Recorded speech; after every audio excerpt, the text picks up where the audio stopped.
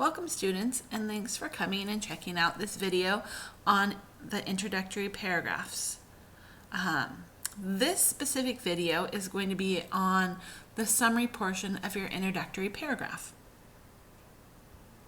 But before we get started with the summary portion, I want to take a moment to go ahead and review that introductory paragraph.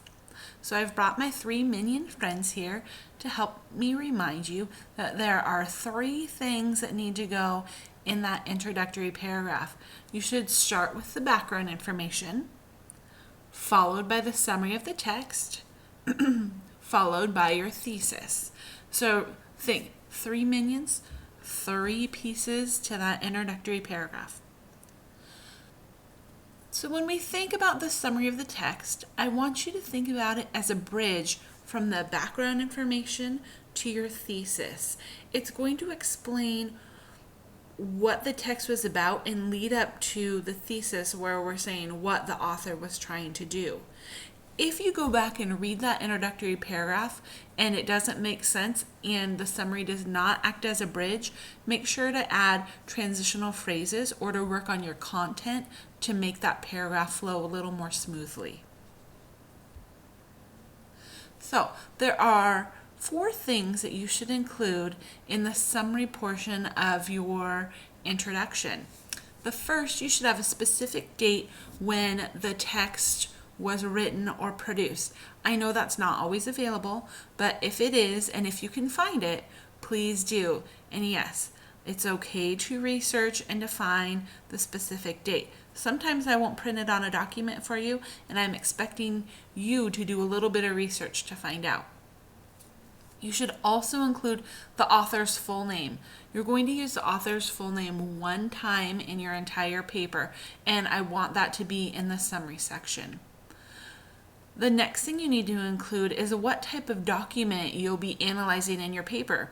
Is it a novel, a commercial, an essay, an article?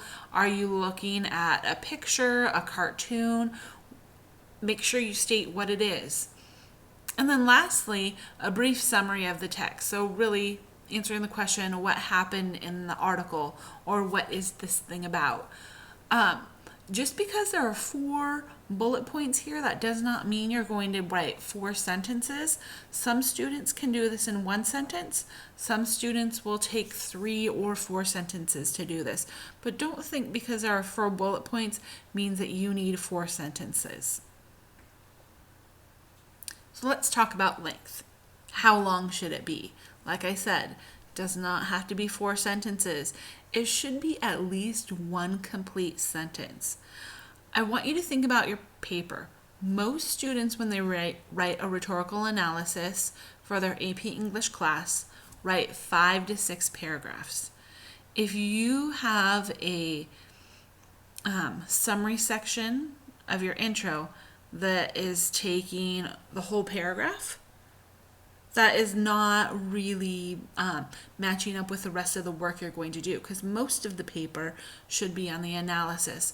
If you are writing a 20-page paper, then of course your summary of the text is going to be much longer.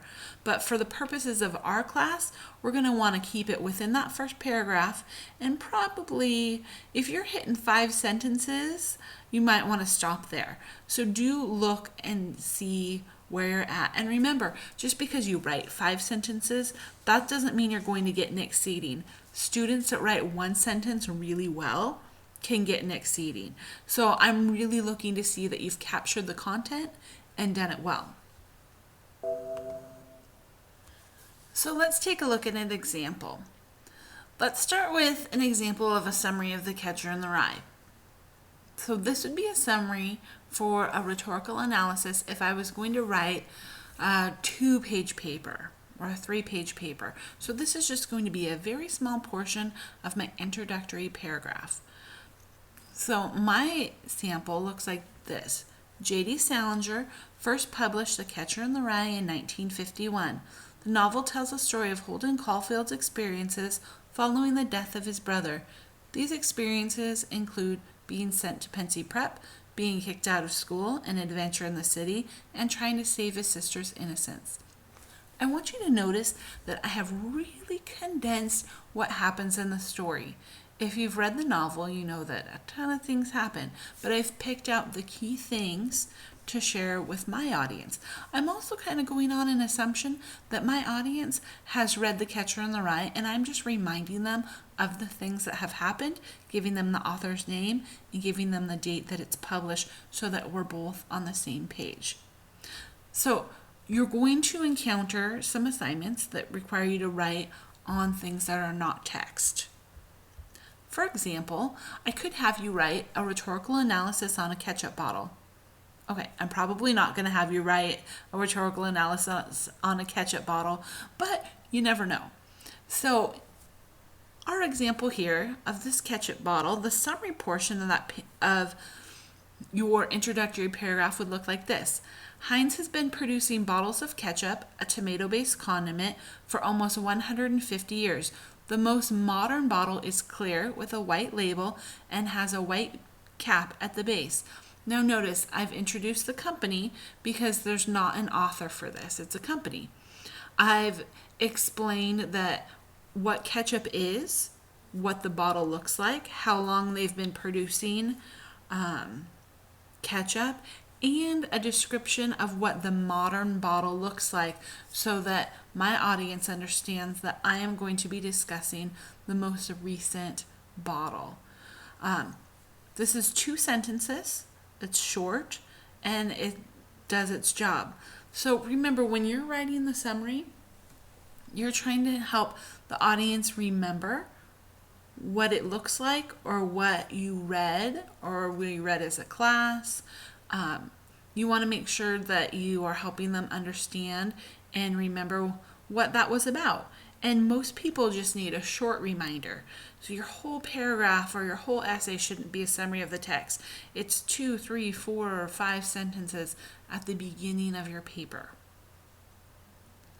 And I just want to say thank you for taking the time to view this video, and I hope it assisted you. If you have any questions, feel free to ask in class or after school, or see one of the course tutors if we have any for your section.